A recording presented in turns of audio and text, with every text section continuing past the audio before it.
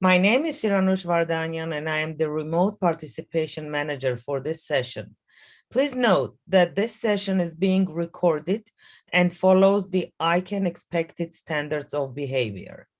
During this session, questions or comments submitted in the chat will only be read aloud if put in the proper form, as I have noted in the chat. I will read questions and comments aloud during the time set by the chair or moderator of this session. Interpretation for this session will include English, French, Spanish, Chinese, Arabic, and Russian. Click on the interpretation icon in Zoom and select the language you will listen to during this session. If you wish to speak, please raise your hand in the Zoom room, and once the session facilitator calls upon your name, kindly unmute your microphone and take the floor. Before speaking, ensure you have selected the language you will speak from the interpretation menu. Please state your name for the record and the language you will speak if speaking a language other than English. When speaking, be sure to mute all other devices and notifications. Please speak clearly and at a reasonable pace to allow for accurate interpretation. This session also has the real-time transcription. To view the real-time transcription, click on the closed caption button in the Zoom toolbar. Please note that the script is not official or authoritative. With that, I would like to introduce our presenters for this session, my colleagues from Policy Team, Chantel Dirksen and Ozan Sahin. And without further ado, Chantel, please take the floor. Hello, everyone, and thank you, Siranush, for the introduction. My name is Chantel Dirksen, and I'm joined with my colleague Ozan Sahin, and we are going to talk to you about the policy development and advice processes here at ICANN. So today our discussion will be divided into 6 parts. First, I'm going to talk about what our team does and introduce how policy is developed within the 3 supporting organizations. Then Ozan will talk to you about the specifics of policy development and the advice development processes. I'll then highlight a few of the current policy development processes that are ongoing, and finally we'll open up the discussion for questions and provide some answers. So what is the policy development support function? We are a team of 36 subject matter and community management experts. In total, our team members are fluent in 9 different languages, and we work across 6 different time zones. We are collectively located in 9 different countries. So what do we do to support the community? We support the community through facilitation, working group calls and sessions, some of which you'll see this week. We provide subject matter expertise on the various policy topics and working groups. We also help with research and drafting. We also are the team that manages various processes related to policy development, which includes the working groups, the public comment feature, which you'll hear about more towards the end of this session, and the secretariat services that work behind the scenes to ensure that sessions like this one run smoothly. We also work to inform stakeholders about the policy work at ICANN, and we develop some reports related to the pre-ICANN72 prep, and also at the end of ICANN72, we have a report, what's called the post-ICANN72 policy report, or also known as the ICANN72 outcomes report, policy report. And my colleague Ozan will share the link to one of those reports in the chat shortly. So why do we do it? The ICANN mission, as you might know, is to coordinate the policy development related to the Internet system of unique identifiers. At ICANN, the approach to policy development is a unique form of governance that's known as bottom-up decision-making. And this bottom-up approach to decision-making involves consensus-driven policy development and advice development work. Next, we'll focus on the ICANN ecosystem and understand how this process happens. The ICANN ecosystem is made up of 3 components: the ICANN community, the ICANN Board of Directors, and the ICANN organization, which is often shortened to ICANN.org. At a high level, the role of the community is to develop policy. The ICANN board reviews and adopts policies, and the ICANN board also directs ICANN org to implement policy and oversees the performance of the organization. This distribution and decentralization of power and responsibility works with a strong system of checks and balances. We each hold one another accountable. When we say that the ICANN community is where policy is developed, we are talking about the community volunteers and the community structures within which they operate. The volunteers include experts and people from all over the world who are coming together to make important decisions about how the ICANN ecosystem works. Since the views are very diverse, the community structures and processes are in place to make sure that the work is done in an effective way and to ensure that all the different perspectives are heard. What's important is to understand how this community works together through this bottom-up process to make the policy recommendations or to develop them, to give advice, conduct reviews, and propose implementation solutions for the problems within ICANN's mission and scope. So, as you can see on the screen in front of you, at a high level, this community is made up of two different categories. The first category are the supporting organizations, or the SOs, which are the three groups responsible for developing the policy recommendations in different areas. The second category refers to the advisory committees, or ACs, which are the four groups that give advice and make recommendations to the ICANN board. Within the supporting organizations at ICANN, these are three separate and very unique groups. The first is the Address Supporting Organization, or the ASO. Within the ASO, there are regional internet registries, or RIRs, each with its own region, and they're responsible for allocating the IP addresses in different parts of the world. These RIRs also form a council that's called the ASO Address Council, and this council has representatives from each of the RIRs, and its focus is on global internet protocol address policy. So that's the policy development that happens at a regional level on the number side. And as you can imagine, there are also global policies that affect more than one RIR. Those policies are developed through the ASO itself. The other two SOs are related to domain name policy. The CCNSO, or the Country Code Name Supporting Organization, works on global policies related to country code top-level domains, or CCTLDs. Examples of those that you might be familiar with are .br for Brazil or .uk for the United Kingdom. If you'd like to come up with another example of a CCTLD, maybe the CCTLD for your country, please feel free to share it in the chat. And then finally, we have the Generic Name Supporting Organization, or the GNSO, that is focused on generic top-level domains, or GTLDs. The one you probably know most, of course, is .com or .org. The pool of these GTLDs, or generic top-level domains, have grown over time. In 2012, there was a significant expansion of the GTLD space through what is called the new GTLD program. And with this growth, as you can imagine, the need for new policies had also increased. The GNSO Council is the governing body within the GNSO that supervises policy development. And this council represents many different parts of the ICANN community, including the contracted parties such as the registries and the registrars that hold contracts with ICANN. The council also includes representatives from other groups, such as civil society and commercial interests. With that, I'd like to turn it over to my colleague, Ozan Sahin, to go into detail about the supporting organization's policy development processes and to talk to you about the advisory committees. Thank you, Chantal, and hello, everyone. My name is Ozan Sahin, also a member of the Policy Development Support Team, and working out of ICANN Middle East and Africa regional office located in Istanbul. Chantal already talked about the three supporting organizations. Let's now check how the policy development process works for each of them. And on this infographic, it illustrates the policy development process for each of the three supporting organizations.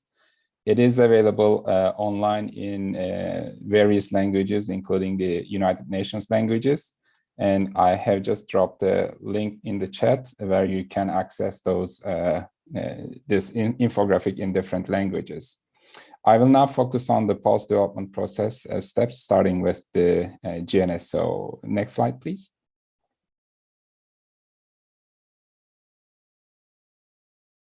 So you will see that most of the policy development activity focuses on generic top-level domains.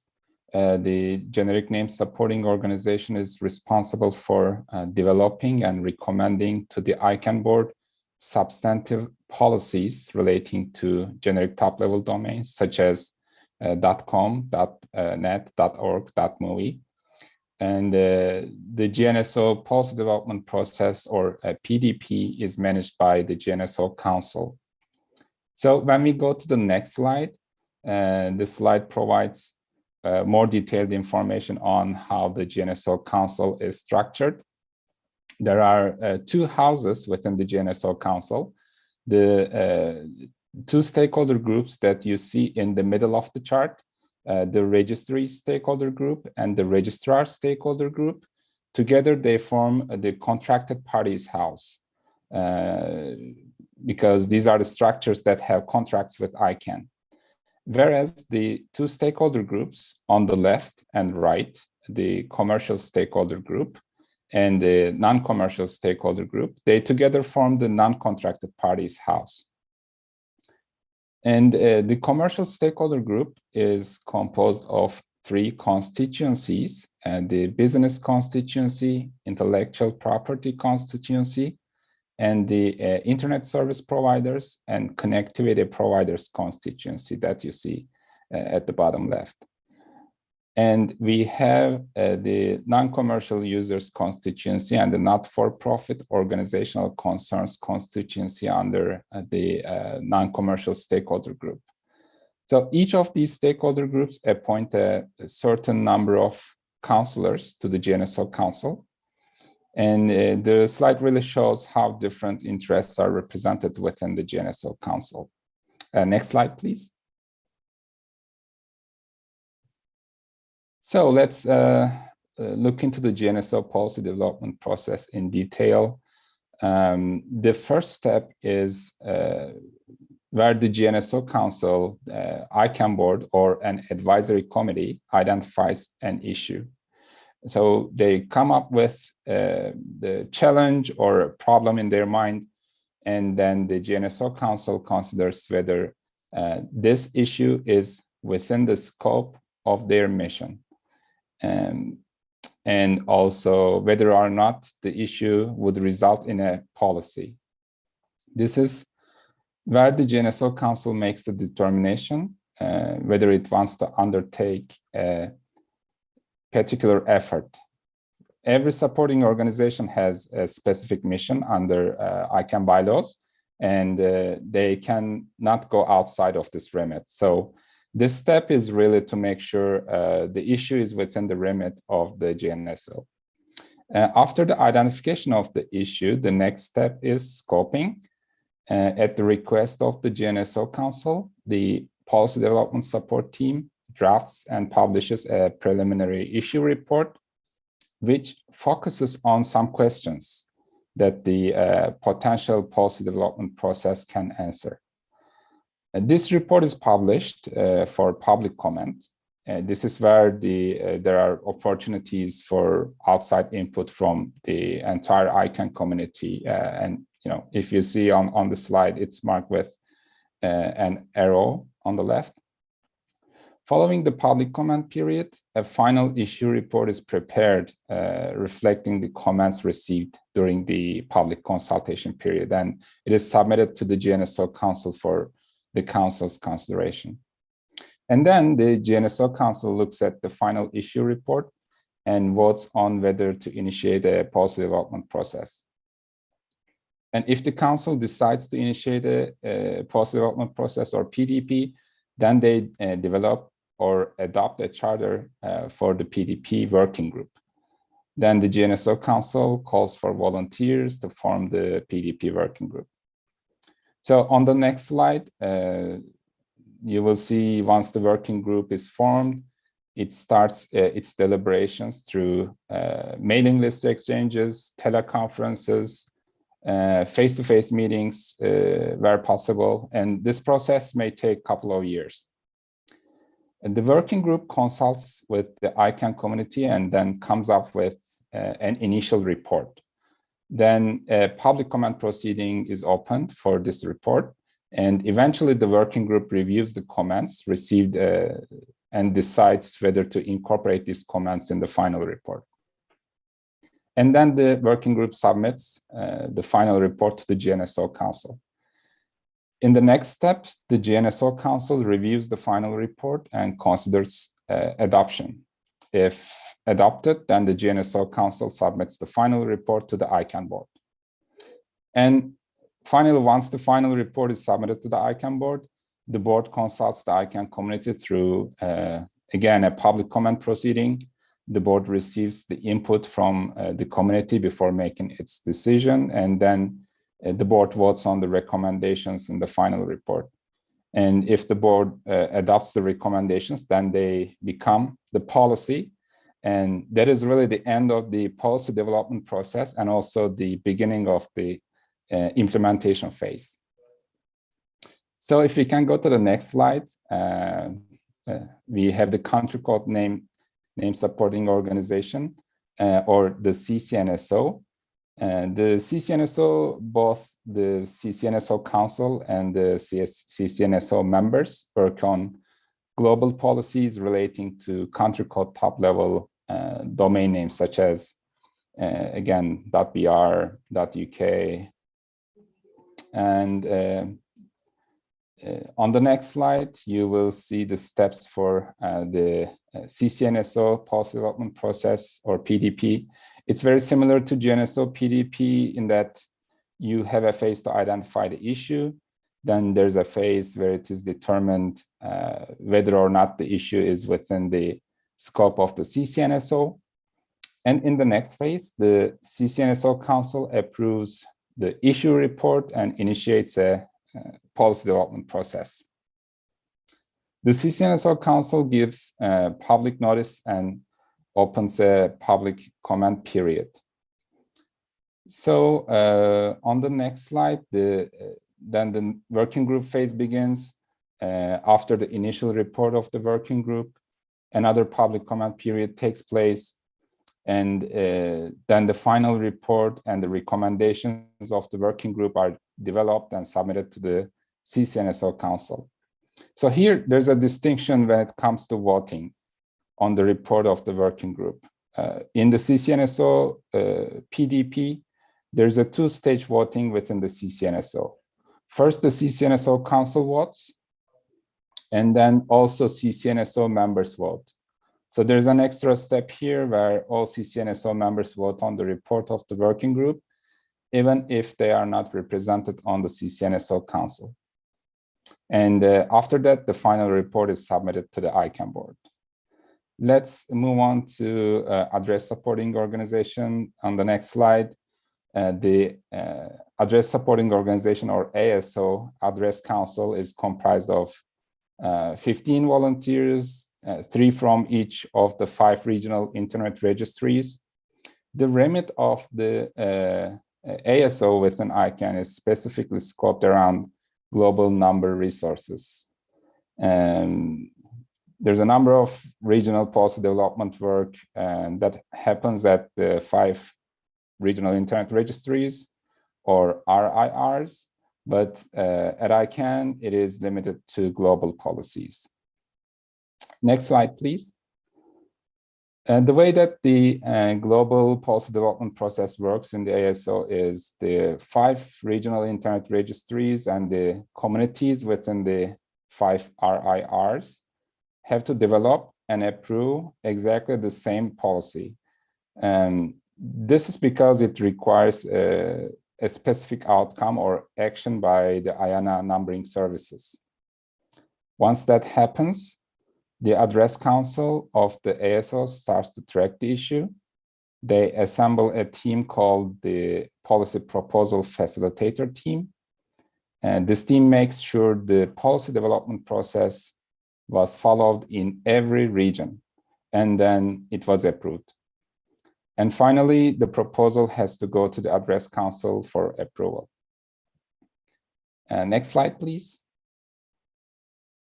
Then the Address Supporting Organization, Address Council, submits the proposal to the ICANN board. And the ICANN board may accept or reject the proposal, or the ICANN board may request changes to the proposal, or it may take no action. And on the slide, you see the 5 RIRs, or regional internet registries: Afrinic, Ethnic, Aryan, LACNIC, and RIPE and CC. So let's now move on to multi-stakeholder advice development. This is our 3rd agenda item. And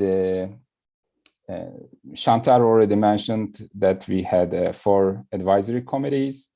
We have at-large advisory committee, which provides advice from end users, governmental advisory committee that provides input from governments, root server system advisory committee provides input from root server operators, and finally, security stability advisory committee, which looks at the security and integrity of the internet's naming and address allocation systems. So let's go to the next slide. You see another infographic here, and let me also drop a link to this infographic if you'd like to open it yourself, because I know the font is really small here to follow from screen.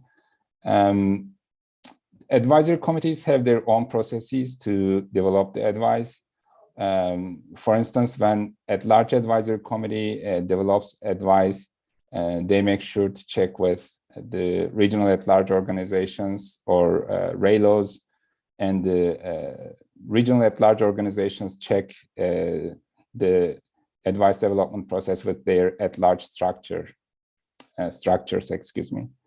And ultimately, they go to the at-large advisory committee, which approves the statement. If we move to the right of the infographic, you will see the Governmental Advisory Committee, or the GAC.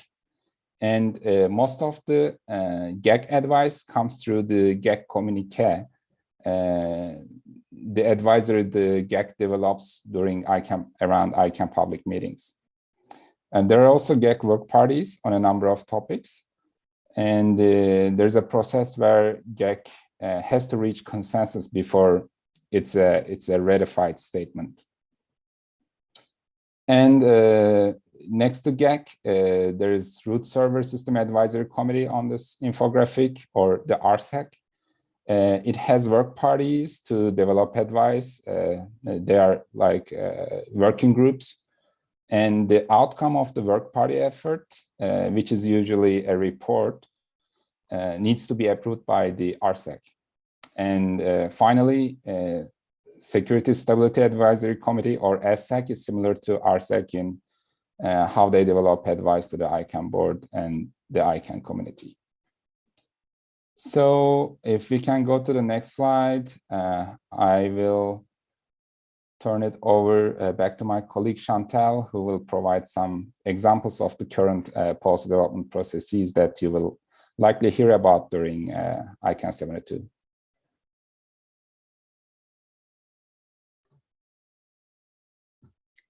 Thank you, Ozan. So there are a few policy development processes that are currently ongoing at ICANN and that you'll be hearing about later this week. And you'll also have the opportunity to join sessions to learn more about them and to observe the working groups in action. The first is the GNSO Expedited PDP, which is focused on the temporary specification for GTLD registration data, Phase 2A. On Wednesday, the GNSO Council will consider the Phase 2A final report on 2 topics. First is the legal versus natural persons discussion, and second is the feasibility of a uniform anonymized email addresses. The second one is the GNSO PDP on new GTLD subsequent procedures, which is often called SubPro. and GNSO PDP relatedly rights protection mechanisms in all GTLDs. This one doesn't have a session at ICANN72, but it is ongoing. There will be a session on transfer policy, which is the third box on the screen. And whoops. And this covers the consensus policy governing the transfer of domain names from one registrar to another. Also is EPDP on IDNs. And this will focus on the definition of GTLDs and the management of variant labels and how the IDN implementation guidelines should be updated in the future. And IDN stands for Internationalized Domain Names. The next one is CCNSO PDP 3, and this is to review the delegation, transfer, revocation, and the retirement of CCTLDs associated with the country codes assigned to countries and territories on ISO-3166 list. And finally, there's one policy development process within the CCNSO that is focused on the deselection of internationalized domain names or IDN CCTLD strings that are associated with country codes of countries, territories, and other areas of geopolitical interest listed in ISO-3166. So how can you participate in the policy development process at ICANN? And I noticed a few questions in the chat. First is that you can join one of the open communities groups or to join one of the working groups as an observer. Second, you can observe some of the meetings, some of the working group sessions on a mailing list or by joining one of the calls. And third is you can submit a public comment. Now on the screen before you is a snapshot of one proceeding that has closed yesterday. As you can see on the screen, you can subscribe to get public comment alerts, a public comment homepage. You can get alerts about a specific proceeding, and you also have the opportunity to provide your input. My colleague Ozan will share a link in the chat that directs to this page, and you can also find it via the ICANN.org website. What's interesting about this page is that public comment is the process that gives ICANN community, the internet stakeholders, and the public in general to provide input on ICANN work and policies. So you can submit a comment as an individual. You can also contribute with a group that's in a comment that's being formed by a particular part of the community. And so at this time, we'd like to open the floor to questions and answers. I know that Sirnush has been moderating the chat. And so Sirnush, at this point, I would like to defer to you for our first question. Thank you. Thank you, Chantal and Ozan. There are indeed several questions there, and you, Chantal, already answered to the first one. Can anyone join GNSO and how? So thanks for sharing this. There is a question from Maulud Khalif, who is asking, what happens if the vote doesn't support the working group recommendations? Does it go back to them for review or additional work?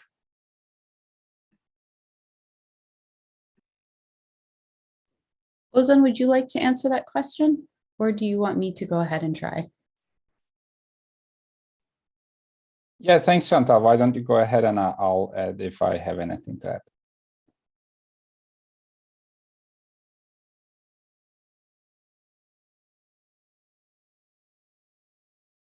Thanks, Sirnush. So if I understood correctly, the question is what happens if the report needs to go back to the working group? Is that correct? Sorry, it was muted.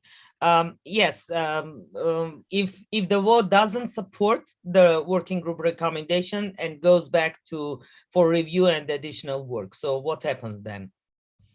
Well, thank you. So there are rules and procedures for how the GNSO Council handles PDP reports, and it goes back to the working group. A large factor, it depends on the level of consensus reached for the different recommendations. But ultimately, the GNSO Council cannot unilaterally rewrite policy that a PDP has agreed to put forward. So it needs to go back to the working group. And I just can't stress the importance of consensus enough here for this question. It's a really good one, and thank you. Thank you. The next question is from Kosi. How ICANN.org is motivating the great job of the volunteers coming from many regions? Not directly relates to the policy work, but how the org motivates the job of volunteers.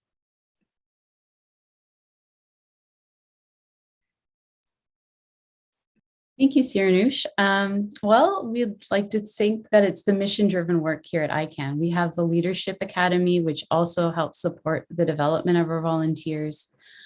There's ICANN Learn, which I hope many of the fellows, for example, have had a chance to participate on. And I know we have some community leaders on this call as well that have helped actually write content for ICANN Learn. So it's a collaborative process that really is there to help promote the work of the community volunteers. I hope that answers the question. Thank you. Thank you, Chantel. There's a question from Nicolas Fiomarelli from Uruguay. Question from Ozan. When you mentioned that ASO, address supporting organization, global policies need to be discussed at each of the 5 RIRs. This is done via the policy development process in each of the RIRs or somewhere else in another way. So are the ASO global policies need to be discussed at each of the 5 RIRs? Yes, thank you, Siranush, and thank you for this question. That is correct. Each of the regional internet registries need to work on the policy development process, and they have to develop and approve exactly the same policy for this global policy.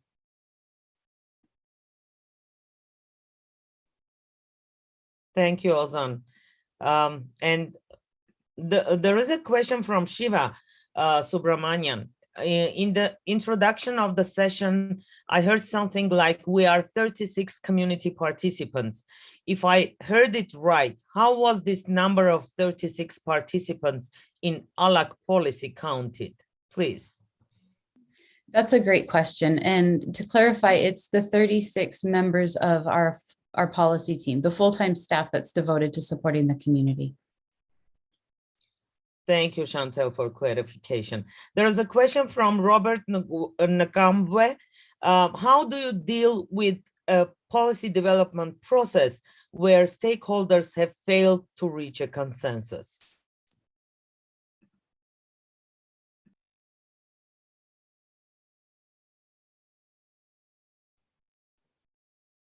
Ozan, did you want to go ahead and answer that, or would you like me to?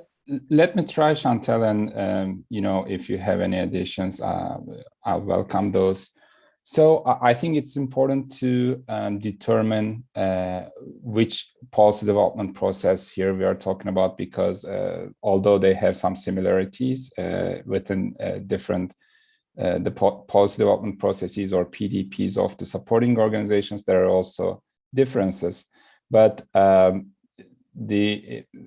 when reaching consensus, you know, most of the different ideas are discussed in the working group, and the group really needs to tries to reach a consensus there.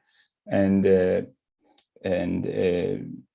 during this process, which may take a long time, you know, the working group members discuss the issues, and I think it takes a bit, you know, relatively long time, because it takes time to reach a consensus within the working group. So the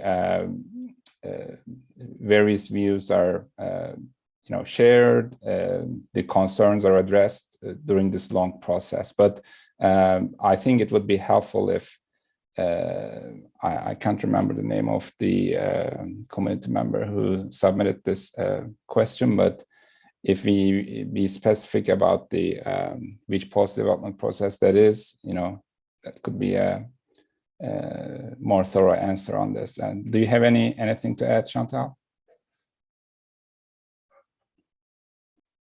Thanks, Ozan. I was trying to find the unmute button. I'd also like to flag the consensus playbook to the group, and I can, if someone has the link to that, please feel free to drop it in the chat. I know the fellows have just undergone training on how to build consensus with an ICANN, which I think was really excellent. So it's exciting to see some of these questions. And also sometimes a working group may accept minority statements. And so I think those are two key issues here too, or not issues, but key items to flag. Thanks to both. There is a question from Cherkaoui. As a newcomer, how could I make quickly a proposal for GNSO? The process seems long when you were explaining. So how he can quickly make a proposal for GNSO?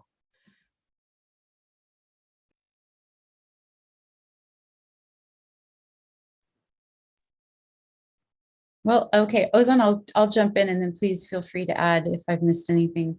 The process is deliberate, and thank you for that question. It does take time. Building consensus takes time. So unfortunately, as one of our GNSO counselors, Mark Daddyscale, mentioned in the chat, unfortunately, it's never quick. Even the expedited policy development process can take, as we know with GDPR and the temp spec, it takes quite a while. It's important to scope the items, and this goes into making the charter and the different phases that my colleague Ozan outlined.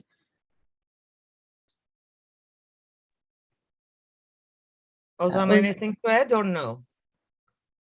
Can I move to the next question? Sure. I just wanted to add, Siranush, that it's also important to determine, since I showed the slide about the structure of the GNSO Council, to determine what your interests are, which group or constituency that you feel closer to, and where you can find comfortable sharing your concerns within. So also using this channel, whichever constituency you would like to be making your proposals or bringing up your ideas, to determine which constituency that you'd like to work with would also help in putting your ideas forward. Thank you. Thank you, Ozan. The next question is from Shah Rahman from Bangladesh. Does each of our RIR also involve in PDP? And if so, who are the stakeholders for them and how they get involved in PDP? So meaning the RIRs, if they are involved, and if yes, who are the stakeholders and how they get involved?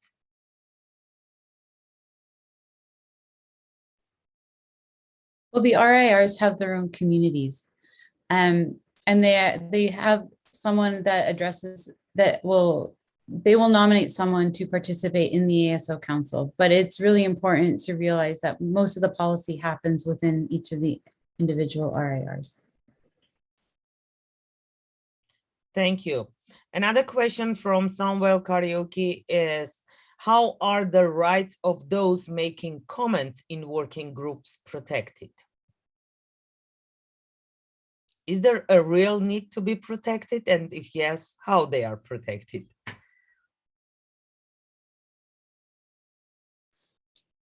Well, I think this is a great place to highlight the public comment feature. It's a way to ensure that the diverse views are captured. Protected is an interesting word, and the public comment proceeding process is public and it's transparent. So any comment that is submitted is available to the public to view, and it will be captured in the staff report. But also to reiterate, working groups and the org commit to reviewing that input that received during the public comment proceeding process. We summarize the input and then we use it to propose next steps. Thank you, Chantel. The question is from Bafima Martin Traore. Within the framework of the GNSO, has it ever happened to revisit a final report already voted on by the ICANN Board of Directors, given that over time the context can change and evolve?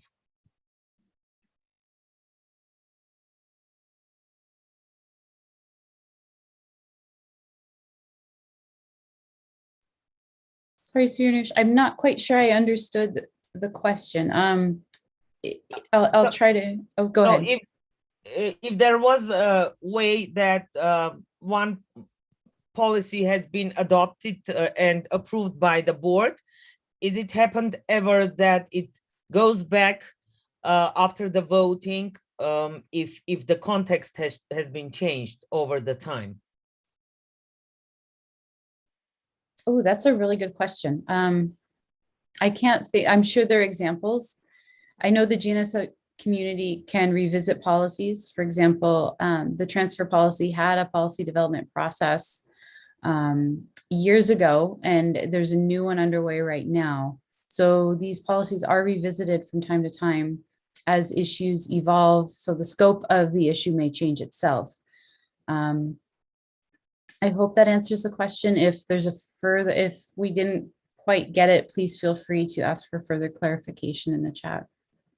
Thank you. And Jonathan, thank you for your patience. I was trying to read the questions in the chat, but let me give the floor to you and then go back to the questions again. Jonathan, please. Thank you. Jonathan Zook here for the record. I just wanted to make a quick comment. Thanks so much for this session and greetings to all the new fellows. One clarification I wanted to make, if I could, is that another pathway into the policy development process within ICANN is in the at-large community. In this discussion, because it's trying to cover so much at once, all we discussed was the advice function of the ALAC.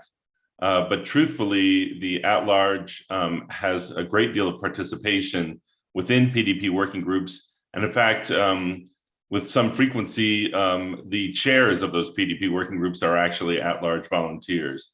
So one pathway, if the other constituencies are within the GNSO are not a fit for you and you're interested in advancing the interests of individual users, the at-large, in addition to giving advice to the board, are active participants in the policy development processes. Thanks. Thank you, Jonathan. There is a very interesting discussions going on in the chat, but I will not touch upon them. I will read the next question from Robert. In many organizations, policies are put in place but never implemented. And if implemented, they are not properly followed up on compliancy. How does ICANN ensures compliancy on a finalized policy? Who would like to take this? Chantel, Ozan? How does ICANN ensures compliancy on a finalized policy? So whenever it is in place.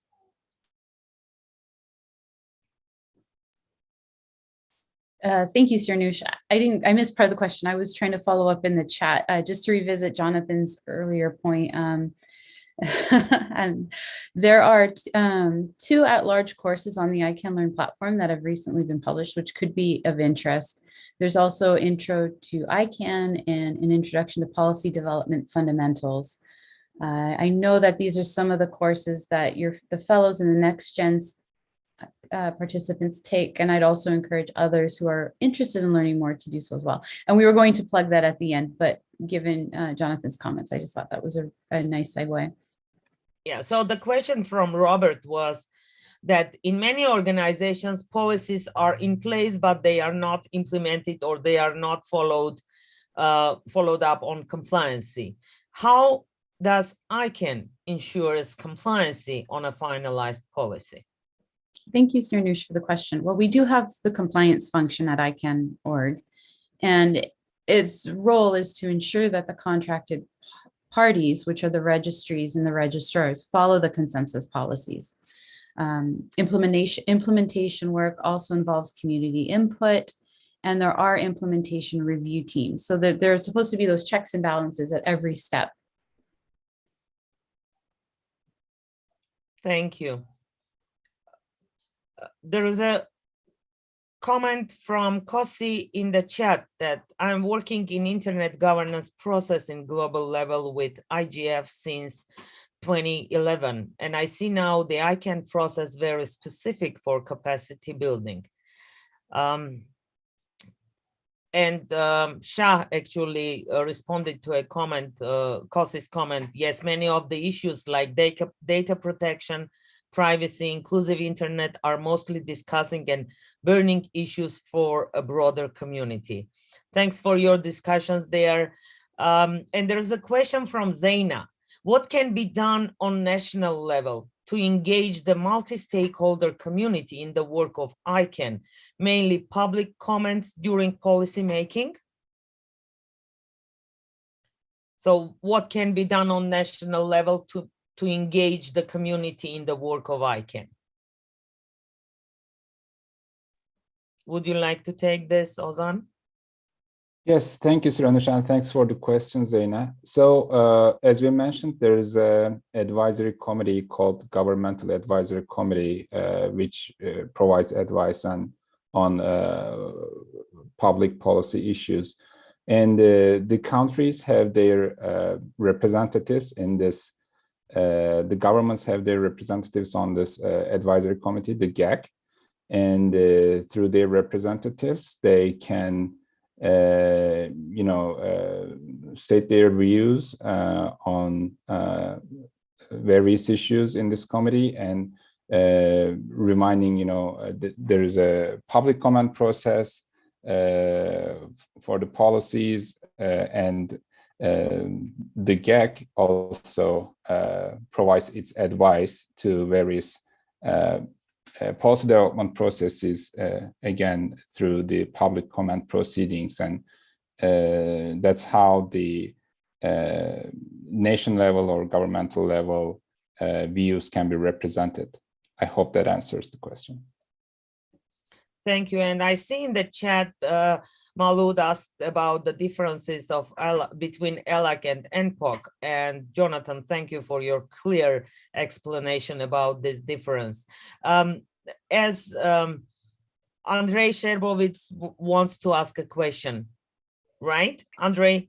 Yes. Please, go ahead. A question, actually, regards to policy development. I have a question concerning interaction between ICANN and external, not governments, but organizations.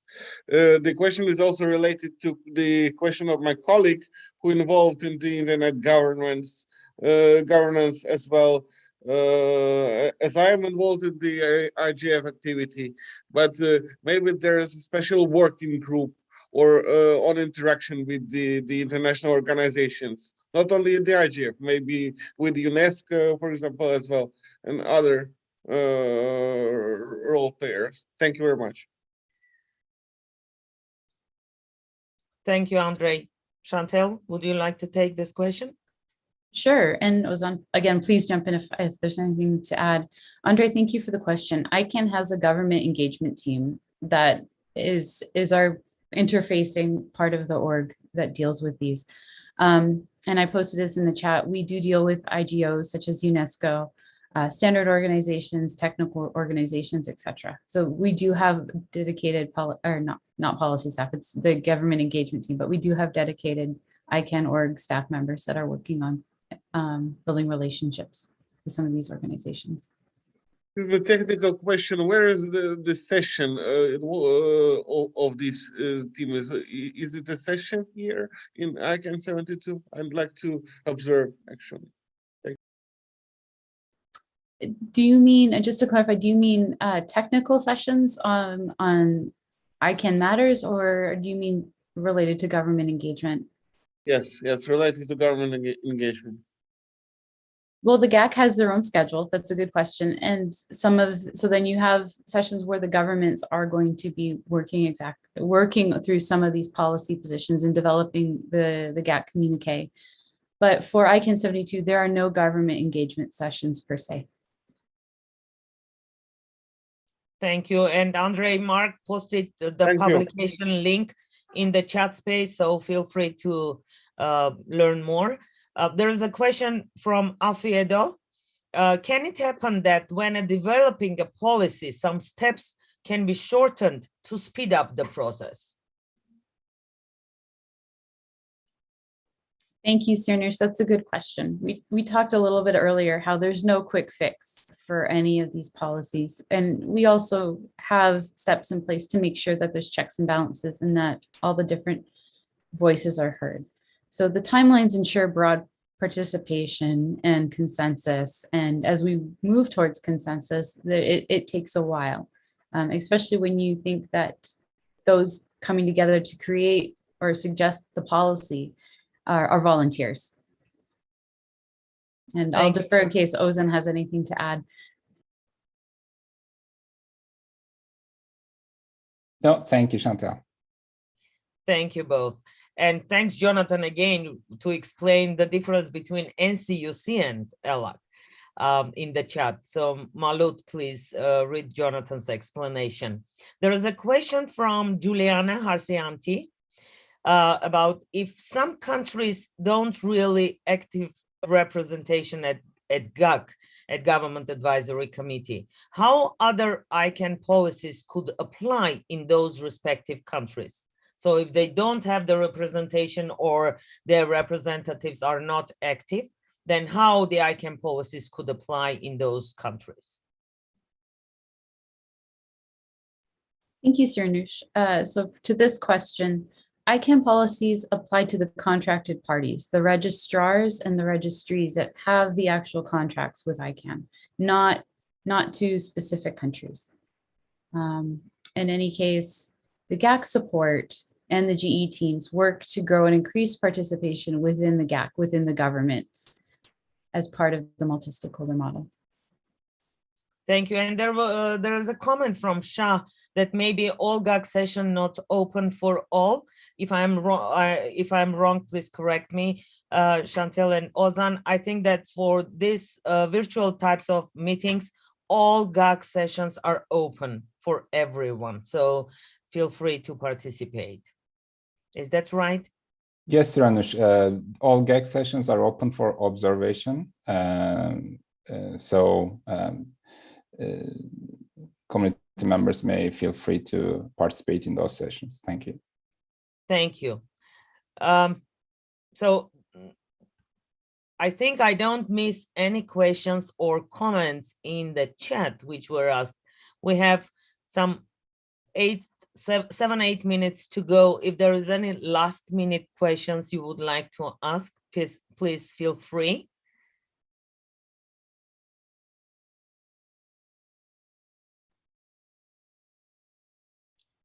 No questions? There is one hand raised.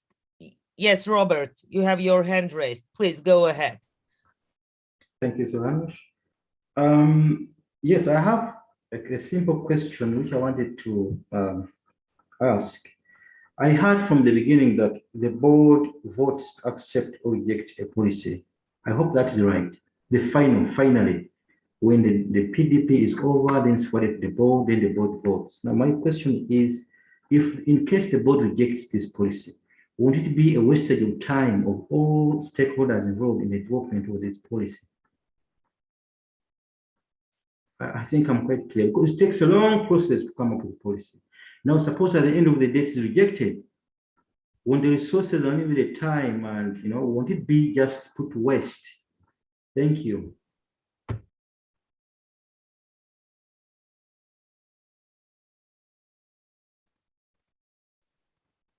Thanks, Robert. I'm going to try to answer this question, and Ozan, and feel free to add again, as always. So there's different checks and balances to hopefully mitigate some of this during the process. In the GNSO policy development process specifically, which is a large bulk of where the policy development happens, there is an opportunity for dialogue between the GNSO and the ICANN board. And this should help talk through some of any sort of flags that come up with issues and concerns. Also, when the final reports are being drafted, they have groups have the opportunity to develop minority statements, which will be included in the report. And finally, the GNSO Council will often revert the discussion to more at the working group level. So they'll turn it back over to the volunteers that are working to develop the process themselves to hopefully resolve the issue. Thank you. And thanks to Cheryl, Mark, and Jonathan who were responding the questions in the chat. There is one last question from Siva Subramanian, and I would like to ask it, and then we'll ask to finalize this session by just one more time, Chantel and Ozan, to pointing out for the newcomers who, for whom this is the first ICANN meeting, and many of ICANN fellows and NextGen at ICANN program participants are newcomers, to explain one more time how they can join GNSO or any policy development work. But before that, Shiva's question, what does ICANN and the community do to expedite the policy development process, to bring the whole process down to a time span of under 90 days in most cases and down to under 30 days in special cases?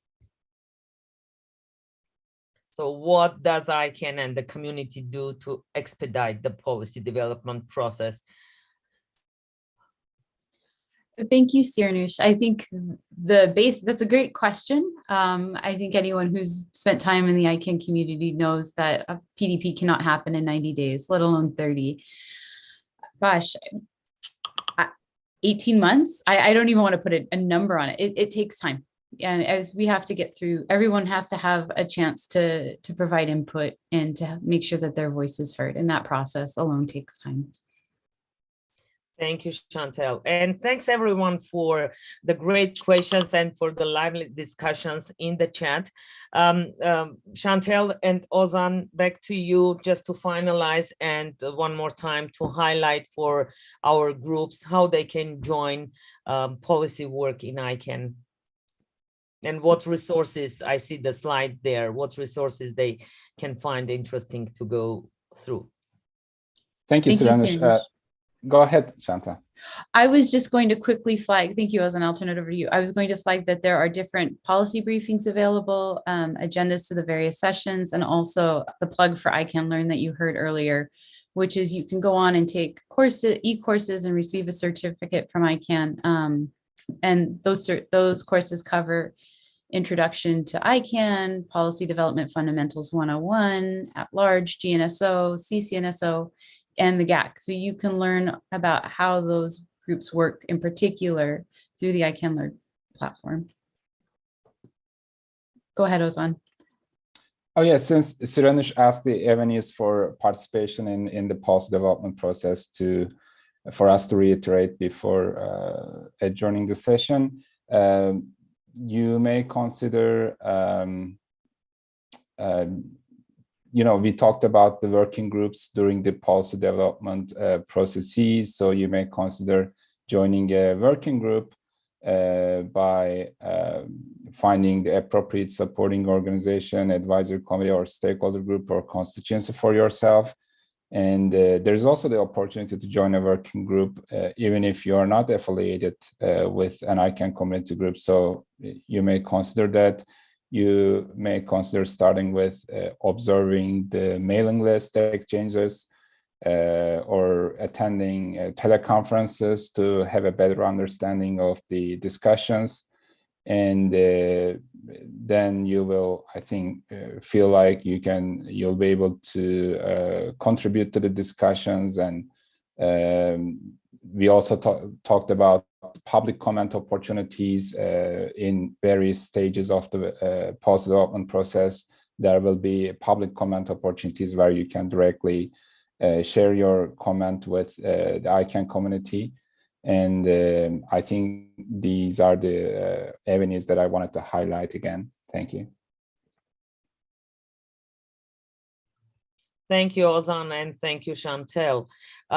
One more time, thanks for your dedication and time to come and join our groups to explain how the policy works in ICANN. I know it's a hard topic. It may seem complicated for those who are first-timers, but I'm sure that this type of sessions and explanations and details can help people to get further details, and definitely go and take the ICANN Learn courses and the links provided by our presenters. The presentation is available on the meeting schedule, so if you would like to download it, please, you can download from the meeting schedule under this session details, so it is available there.